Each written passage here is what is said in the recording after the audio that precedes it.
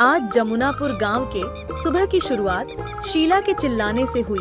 अंधेरी रात में गांव के किसी चोर ने शीला की बकरी चुरा ली। इसके बाद शीला ने सुबह सुबह पूरा गांव सर पर उठा लिया। सभी जगह बकरी ढूंढने के बाद भी बकरी नहीं मिली। उसके बाद फिर क्या, शीला पहुंची मुखिया जी के संसद भवन। इधर बिल्लू और गिल्लू रोज की तरह गांव में वॉकिंग पर निकल पड़ते हैं। अरे वाह, मेरा गांव कितना ब्यूटीफुल लग रहा है। सुबह सुबह वॉकिंग करने का मजा ही कुछ और है। वाह, गांव देखकर मजा आ गया। हा हा हा हा। बिल्लू ओ बिल्लू, कहाँ गया तू? क्या हुआ?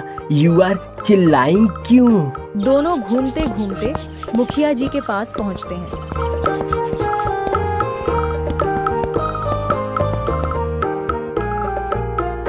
अरे बिल्लू और गिल्लू, तुम दोनों सुबह सुबह कहाँ घूम रहे हो? सुबह सुबह लाफिंग करने गए थे क्या? अरे मुखिया जी, वो लाफिंग नहीं, वॉकिंग होता है। हाँ हाँ, वही वही।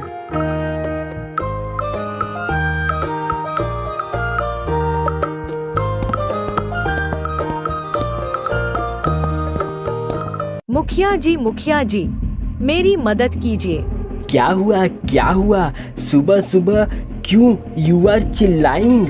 हाँ, क्या हुआ क्या हुआ? What happy? मुखिया जी, व्हाट हैप्पी नहीं, व्हाट हैपेंड होता है। मेरी बकरी खो गई, मिल नहीं रही है। सुबह से पता नहीं कहाँ चली गई। कल रात को तो यही थी। आप लोग मेरी मदद करो। आप पेंशन मत लीजिए, हम लोग डू कटिंग। क्या बोली मुखिया जी? पेंशन तो अब सरकारी कर्मचारियों को भी नहीं मिलता, इसको कहाँ से मिलेगा? वो पेंशन नहीं, टेंशन होता है, और कटिंग नहीं, समथिंग होता है मुखिया जी। अरे बिल्लू, मुखिया जी की अंग्रेजी को छोड़, शीला दीदी की बकरी को ढूंढते हैं। नहीं तो लंच टाइम हो गया तो बकरी सीधे कढ़ाई में मिलेगी। यू आर सही बोलिंग शिल्पा दीदी, आप नो टेंशन लेंगे, अभी हम लोग बकरी ढूंढ कर लाते हैं। चल गिल्लू। तभी शीला के पति हीरा बकरी को खेत की तरफ से लेकर आते हुए दिखाई देते हैं। अरे शीला, तुम इतना चिल्ला चिल्ला कर पूरा गांव सर पर उठा ली, और वो देखो हीरा तुम्हारी ओट को लेकर आ रहा है। अरे मुखिया जी, वो ओट नहीं, गोट होता है। अरे हीरा काका, आप शहर से कब आए? मैं तो कल आया, सोचा थोड़ा सुबह सुबह घूम लूं, इसलिए बकरी को भी घुमाने लेकर गया था। क्या शीला दीदी, पहले ही काका से पूछ लेते तो इतना प्रॉब्लम नहीं होता ना। अब तो सुबह सुबह। क्या हुआ सुबह सुबह? अरे हीरा, तुम्हारी बकरी दिखी नहीं तो शीला को लगा कि बकरी को कोई आदमी व्हाइट में चुरा कर ले गया। मुखिया जी, उसे व्हाइट नहीं, नाइट बोलिंग। तभी बारिश होने लगती है। सभी लोग अपने अपने घर की तरफ चले जाते हैं। बारिश होते होते शाम हो जाती है।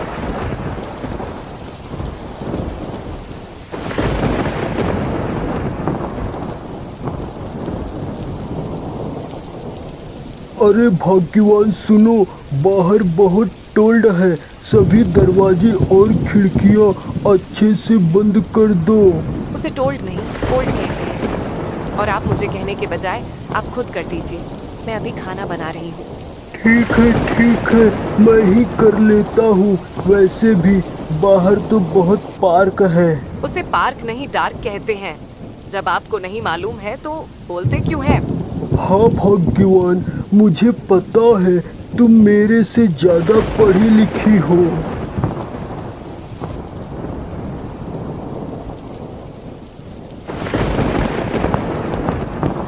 मुखिया जी जब दरवाजा बंद करने के लिए दरवाजे के पास जाते हैं तो उन्हें कुछ आवाज सुनाई देती है। मुखिया जी आवाज सुनकर बाहर देखने आए तो उन्होंने देखा कि बाहर एक आदमी बेहोश पड़ा है। हे भगवान, ये कौन है? इतनी ठंड में ऐसे क्यों बैठा है यहाँ पर? मुखिया जी उस आदमी के पास जाते हैं और उस आदमी से पूछते हैं, कौन हो भाई? यहाँ इतनी ठंड में ऐसे क्यों बैठे हो? सुनो भाई, तुम कौन हो? मुखिया जी के बहुत आवाज देने के बाद भी उस आदमी से कोई आवाज नहीं आती। तब मुखिया जी समझ गए कि वह बात करने की हालत में नहीं है।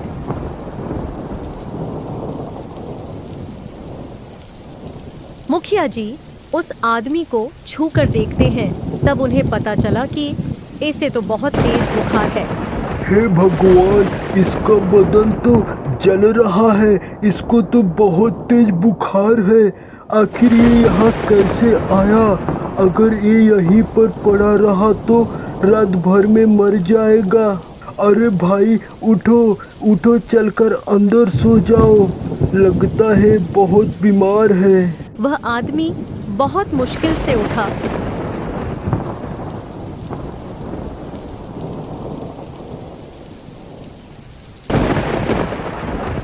और मुखिया जी का हाथ पकड़कर घर के अंदर गया। अंदर ले जाकर मुखिया जी उस आदमी को एक कोने में बैठा देते हैं। रीमा ये सब देख रही थी। अरे ये आदमी कौन है? आप इसे अंदर क्यों लेकर आए? क्या हुआ है इसको? ऐसे कैसे आप इसको अंदर लेकर आ गए? पता नहीं, अनाथ लगता है। हमारे घर के बाहर सोया था। इसे बहुत तेज बुखार है, बाहर बहुत तेज ठंड है, कहीं बाहर मर ना जाए इसलिए अंदर लेकर आ गया। इसे आज रात यहीं पर रहने देते हैं। कल वार्निंग में बात करके सब कुछ पूछकर घर भेज देंगे। उसे वार्निंग नहीं, मॉर्निंग कहते हैं। और किसी अजनबी को हम कैसे सोने दे सकते हैं? इसके कपड़े और शक्ल तो देखो, मुझे कुछ ठीक नहीं लग रहा है। अरे भाग्यवान, अब बस भी करो, उसके ठेस पर मत जाओ। वह भी एक बैन है। मैं उस पर तरस खाकर अंदर लेकर आया, वह बाहर बेहोश पड़ा था। हे भगवान, पर ठेस नहीं फेस होता है और बैन नहीं मैन होता है। आप तो छोटी छोटी बात पर नाराज हो जाते हो। लगता है ये भूखा है, मैं इसके लिए दूध लेकर आती हूँ। नहीं नहीं, अभी जाने दो, वो पेस्ट कर रहा है। अभी उसे सोने दो, सुबह देखेंगे कि क्या करना है। वह पेस्ट नहीं, रेस्ट होता है। ठीक है, चलिए हम लोग भी सो जाते हैं। मुखिया जी और उनकी पत्नी रीमा दोनों सोने चले जाते हैं।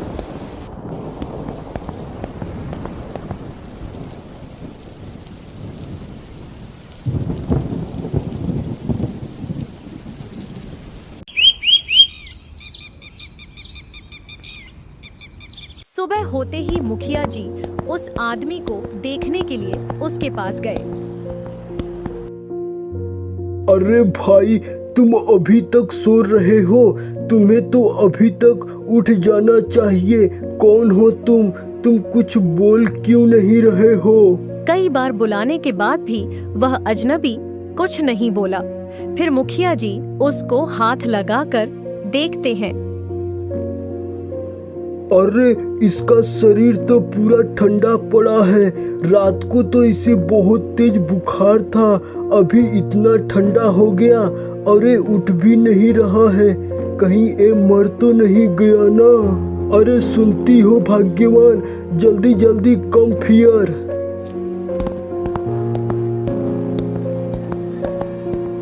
क्या हुआ? क्यों इतना चिल्ला रहे हो? और वह कम फियर नहीं, कम हियर होता है। अरे ये अभी तक यहीं पर है। अरे भाग्यवान, लगता है ये मर चुका है, इसलिए मैंने तुम्हें बुलाया।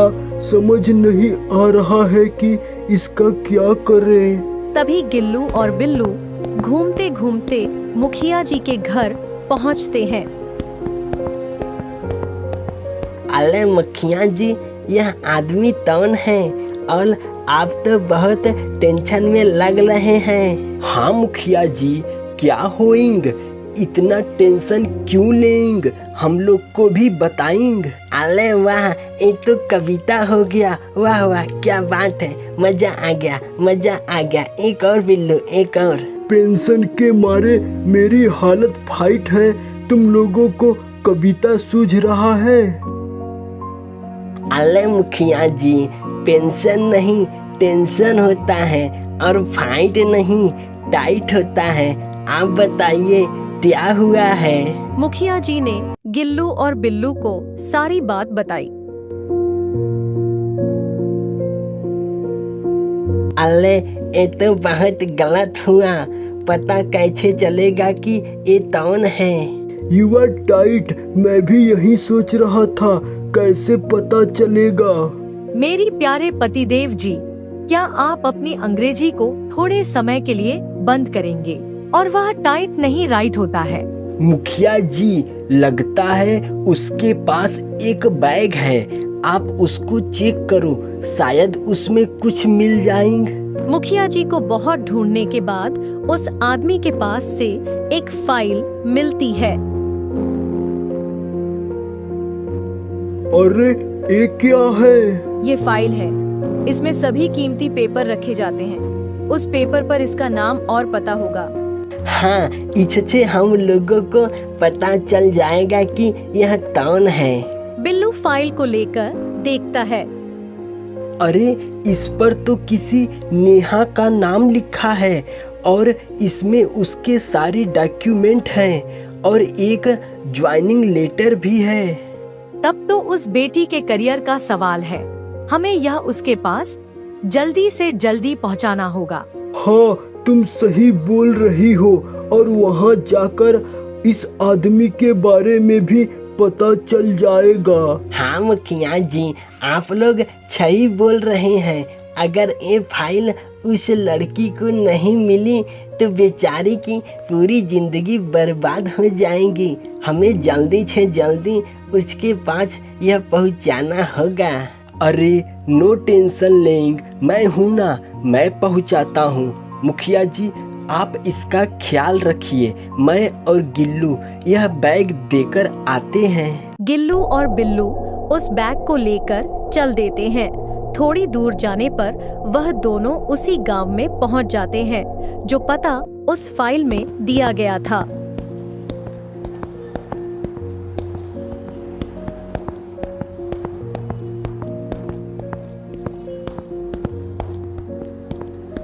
पिताजी, मैंने उसके लिए बहुत मेहनत किया था, अब मैं क्या करूंगी? मेरी तो पूरी जिंदगी बर्बाद हो गई। बेटी तुम चिंता ना करो, भगवान पर भरोसा रखो, वो सब कुछ देख रहा है। मुझे कुछ नहीं समझ आ रहा है कि अब मैं क्या करूं पिताजी, अब मेरा क्या होगा? मेरी पूरी मेहनत बेकार हो गई। मुझे कुछ नहीं समझ आ रहा है कि अब मैं क्या करूं पिताजी, अब मेरा क्या होगा? मेरी पूरी मेहनत बेकार हो गई। आप लोग कौन है? आप लोगों की तारीफ।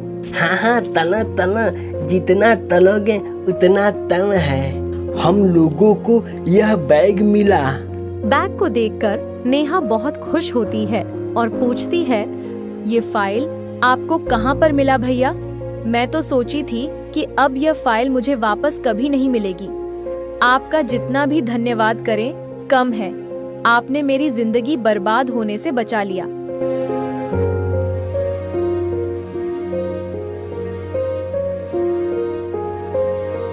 पर भैया, ये फाइल तो मेरा चोरी हो गया था।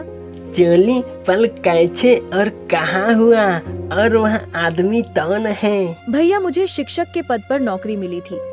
उसी की ज्वाइनिंग के लिए मैं ट्रेन से जा रही थी और इसी फाइल में मैंने सारे पेपर रखे थे और ये फाइल चोरी हो गई।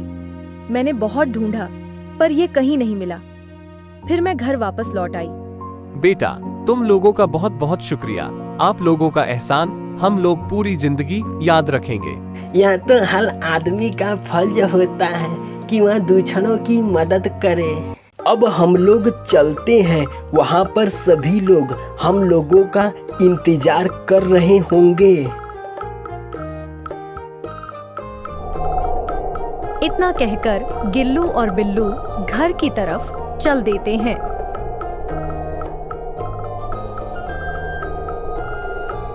मुखिया जी के घर पर पहुंचने के बाद बिल्लू और गिल्लू मुखिया जी को सारी बात बताते हैं।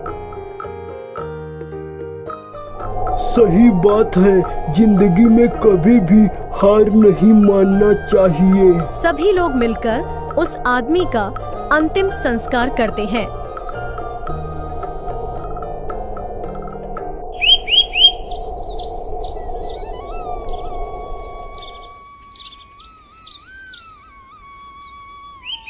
रतनपुर नामक गांव में एक शिवा नाम का लड़का रहता था। शिवा का एक पैर सड़क दुर्घटना में कट गया था, जिसके कारण उसका एक पैर नकली था। वह अपने भाई रोहन और भाभी राधा के साथ रहता था। राधा, शिवा कहाँ है? वह अपने दोस्तों के साथ घूम रहा होगा। मालिक मालिक, आप पहले ठंडा ठंडा पानी पी लीजिए, आपके लिए एकदम ठंडा करके रखे हैं। थोड़ा पानी लेकर आओ, बहुत तेजी से प्यास लगी है। राधा रोहन को पानी लाकर देती है। रोहन पानी पीने लगता है, तभी एकदम ठंडा है ना मालिक? सुनिए जी, आप इतनी मेहनत करके कमाते हो और आपका भाई पूरे दिन घूमता रहता है, उसको घर की कोई चिंता ही नहीं है। ऐसी बात नहीं है, वो मेरा छोटा भाई है और उसका पैर भी सही नहीं है। वो काम कैसे करेगा?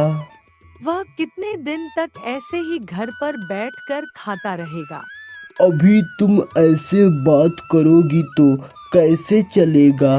मेरे अलावा उसका इस दुनिया में कौन है?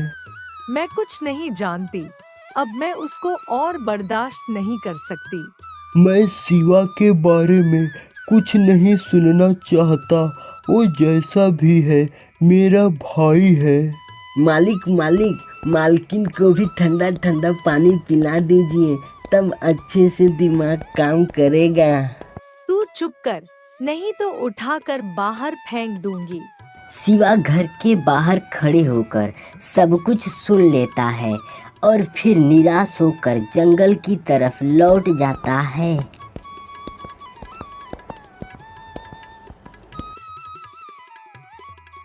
क्या हुआ मालिक, बहुत चिंता में लग रहे हैं? ज़्यादा चिंता ना कीजिए मालिक, नहीं तो सारे बाल खत्म हो जाएंगे, फिर आपकी शादी नहीं होगी। आजकल लड़कियों को स्मार्ट लड़का चाहिए होता है मालिक।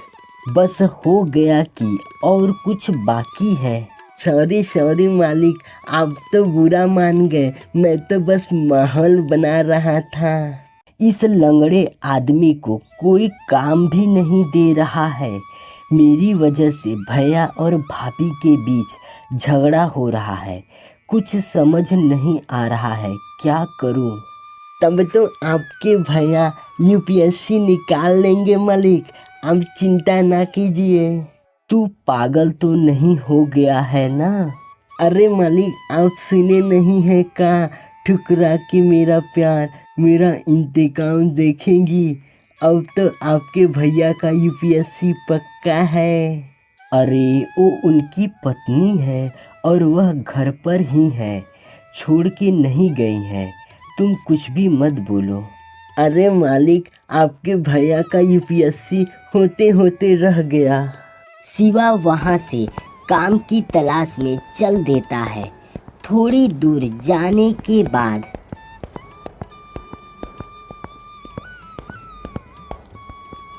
अरे मालिक, कहाँ घूम रहे हैं? काम की तलाश में निकला हूँ, देखता हूँ मिलता है कि नहीं। ढूंढिए मालिक ढूंढिए, ढूंढने से तो भगवान भी मिल जाते हैं। ससुरा काम क्या चीज़ है, खोजिए मालिक खोजिए। शिवा और आगे जाता है, तभी उसे रास्ते में गांव का जमींदार मिलता है।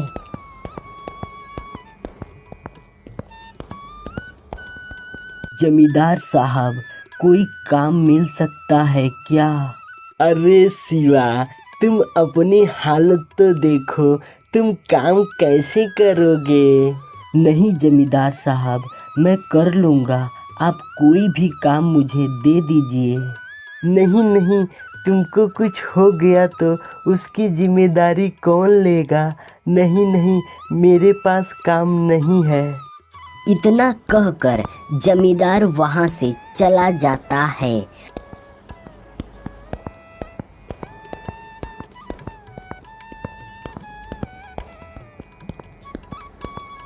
और शिवा भी घर वापस आ जाता है। आ गए छोटे सरकार गांव में घूमकर। बताइए अब आपकी क्या सेवा करूं? मैं तो बस इसीलिए यहाँ हूँ।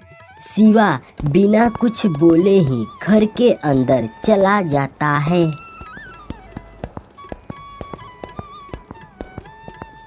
अरे उस ऊपर वाले से तो डरो, बेचारे को क्यों इतना ताना मारती रहती हो?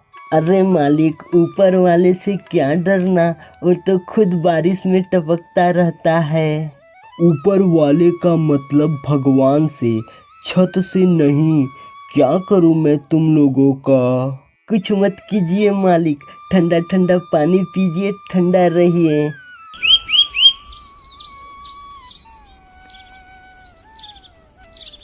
मैं काम पर जा रहा हूँ, और हाँ, शिवा को कुछ नहीं बोलना। वैसे भी मेरी सुनता ही कौन है इस घर में? मैं सुनता हूँ ना मालकिन, बोलिए क्या काम है? ठीक है, उसको बता दो क्या काम है। मैं काम पर जा रहा हूँ, मुझे देर हो रही है। फिर शिवा घर से बाहर चला जाता है। भाभी, मैं थोड़ा बाहर से अभी आ रहा हूँ। हाँ हाँ, जाइए जाइए, आपको मना किसने किया है? फिर शिवा घर से बाहर चला जाता है। एक बूढ़ा आदमी घूमते घूमते एक पेड़ के नीचे बैठ जाता है। आज तो सुबह से कुछ खाने के लिए भी नहीं मिला। लगता है आज पूरे दिन भूखा ही रहना पड़ेगा। तभी शिवा उस आदमी के पास जाता है। क्या हुआ काका? अरे बेटा, बहुत जोर की भूख लगी है और आज खाने को भी कुछ नहीं मिला है। आप यहीं रुकिए, मैं लेकर आता हूँ। शिवा घर पर जाता है और अपनी भाभी से छुपकर बूढ़े आदमी के लिए खाना लेकर आता है। बूढ़ा आदमी खाना खाने के बाद बोलता है, बहुत बहुत शुक्रिया बेटा, तुम बहुत अच्छे और ईमानदार हो। बेटा, मेरे पास तुम्हें देने के लिए कुछ भी नहीं है। नहीं काका, मुझे कुछ नहीं चाहिए। बेटा, मैं तुम्हारी ईमानदारी से बहुत खुश हुआ। मैं तुम्हें एक वरदान देता हूँ। तुम जब भी मन में मुझे याद करोगे, मैं तुम्हारी सहायता के लिए एक जिन भेजूँगा। लेकिन याद रहे, उस जिन से तुम अपने और अपने परिवार के लिए कुछ नहीं मांग सकते हो। इतना कहकर बूढ़ा आदमी वहाँ से गायब हो जाता है। लगता है कोई ज्ञानी साधु बाबा थे जो मेरी परीक्षा ले रहे थे। अरे मालिक, अब तो वरदान मिल गया। देखिए देखिए मालिक, सच में वरदान दिया है कि आपको उल्लू बनाकर चला गया। जैसे ही शिवा मन में उस बूढ़े आदमी को याद करता है, तभी वहाँ पर एक जिन प्रकट हो जाता है। कहो मेरे आका, क्या हुक्म है? यह पेड़ कभी भी सूखना नहीं चाहिए, यह हमेशा हरा भरा रहना चाहिए। ऐसा ही होगा। यह कहकर वह गायब हो जाता है। मालिक, आपका बहुत बहुत शुक्रिया। आपका ये एहसान हम कभी नहीं भूलेंगे। शिवा खुशी खुशी घर की तरफ चल देता है। तभी रास्ते में उसे एक आदमी दिखाई देता है। वह बहुत ही चिंतित लग रहा था। क्या हुआ? आप इतने परेशान क्यों लग रहे हैं? मेरे बेटे की तबीयत बहुत खराब है। डॉक्टर ने भी जवाब दे दिया है। अब मेरे बेटे का क्या होगा? आप घर जाइए, आपका बेटा ठीक हो गया है। क्या सच में मेरा बेटा ठीक हो गया है? तुम्हारा बहुत बहुत शुक्रिया बेटा। तभी वह आदमी घर चला जाता है और शिवा मन में बाबा को याद करता है और वह जिन प्रकट हो जाता है। कहो मेरे आका, क्या हुक्म है? उस आदमी के बेटे को ठीक कर दो, वह एकदम अच्छा हो जाए। ऐसा ही होगा।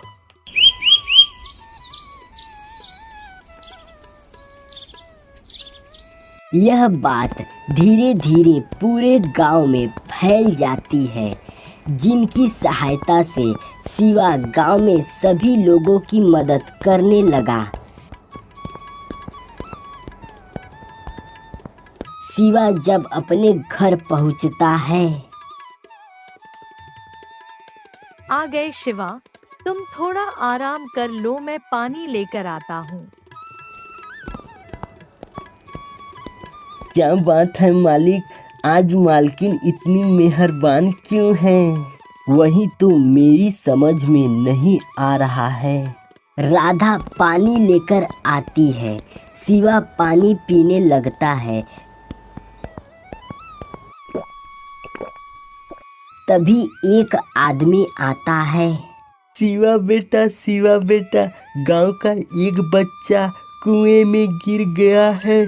उसे कोई बाहर नहीं निकाल पा रहा है। उस बच्चे को बचा लो बेटा, उस बच्चे को बचा लो। शिवा जल्दी जल्दी उस आदमी के साथ चला जाता है। क्यों ना इस वरदान से पैसे कमाए जाए। अगर शिव सभी लोगों से मदद के बदले पैसे लेगा तो इससे हमारे पास बहुत सारे पैसे हो जाएंगे।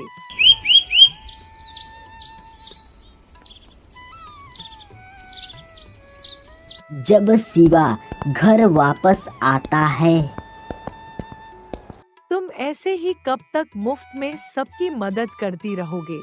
तुम्हारे भैया अकेले काम करते करते थक जाते हैं, क्यों ना तुम उनकी काम में मदद करो। हाँ भाभी, मैं भी मदद करना चाहता हूँ, पर मुझे वहाँ पर काम ही नहीं मिल रहा है। अरे तुम यहीं पर गांव वालों की मदद तो करते ही हो, तुम उनसे मदद के बदले पैसे ले लिया करो। नहीं भाभी, आप क्या बोल रहे हो? मैं ऐसा नहीं कर सकता। यह एक वरदान है। अगर मैं ऐसा करूँगा तो मुझे पाप लगेगा। आज की समय में पाप पुण्य कौन देखता है? आप कुछ भी बोलो, मैं ऐसा नहीं कर सकता। इतना बोलकर शिवा घर से बाहर चला जाता है। तभी रास्ते में उसे गांव के मुखिया जी मिलते हैं। और शिवा बेटा, कैसे हो? ठीक हूँ मुखिया जी। आज तुम्हारी वजह से गांव में किसी को कोई समस्या नहीं है। गांव वाले बहुत खुश हैं। तुम्हारा बहुत बहुत धन्यवाद शिवा बेटा। अरे नहीं मुखिया जी, ये सब तो भगवान का वरदान है। एक आदमी दौड़ते दौड़ते शिवा के पास आता है। शिवा, जल्दी चलो, जमींदार के बेटी को सांप ने काट लिया है। जमींदार ने तुमको बुलवाया है। शिवा जल्दी से जमींदार के घर जाता है और जिनकी मदद से उसकी बेटी को ठीक कर देता है। शिवा बेटा, मुझे माफ़ कर दो। उस दिन तुम मेरे पास काम मांगने आए थे और मैंने तुम्हें भगा दिया था। अरे कोई बात नहीं जमींदार साहब। बेटा मैं तुम्हारा एहसान जिंदगी भर नहीं भूलूंगा। तुम्हारा बहुत बहुत शुक्रिया। फिर जमींदार उसे बहुत सारे पैसे देता है। नहीं नहीं जमींदार साहब, ये मैं नहीं ले सकता। ये पैसे तुम्हारी मेहनत के हैं। तुम्हारी वजह से मेरी बेटी ठीक हुई है, इसे रख लो। शिवा उस पैसे को लेकर खुशी खुशी घर आ जाता है। शिवा जैसे ही घर पहुंचता है, अरे मालिक आप आ गए। मालकिन की तबीयत बहुत खराब है। रोहन मालिक डॉक्टर को लेकर आए थे। डॉक्टर ने भी जवाब दे दिया है, अब मालकिन को शहर लेकर जाना पड़ेगा। तभी रोहन आता है। क्या हुआ भैया? तुम्हारी भाभी का अचानक से तबीयत खराब हो गया।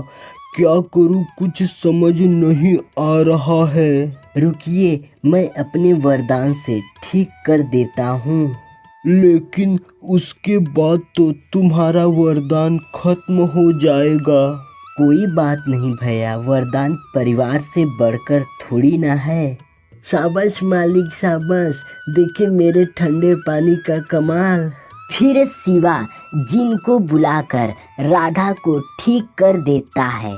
फिर शिवा की सारी शक्तियाँ खत्म हो जाती है।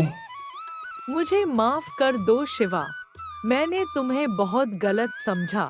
मुझे माफ कर दो, मेरी वजह से तुम्हारी शक्तियाँ भी चली गई।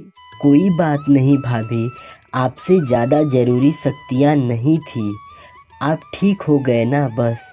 सच में शिवा, मैंने तुम्हारा कितना अपमान किया है, मुझे माफ कर दो। आप सब कुछ भूल जाइए, मैं भी सब कुछ भूल गया हूँ। इतना बोलकर शिवा हंसने लगता है और पूरा परिवार हंसी खुशी रहने लगता है।